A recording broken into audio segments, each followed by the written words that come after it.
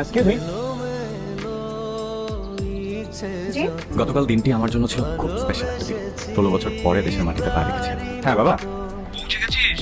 পৌঁছায়নি এখনো, আর একটু। ওকে বলবি ও আমার বন্ধু না। আচ্ছা ঠিক আছে, বলবো। ভালো থাক, কিছু করিস না। তুমি দেশে এসেই বলো, সেটাই ভালো হবে। যেদিন আসবো না খুশি করে না কাটিয়ে দেবো।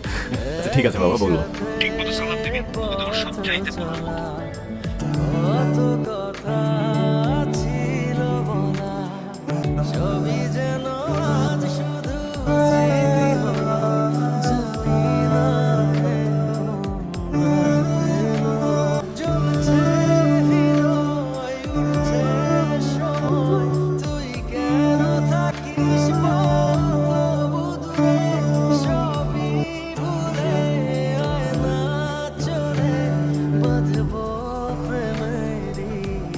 Excuse me. জি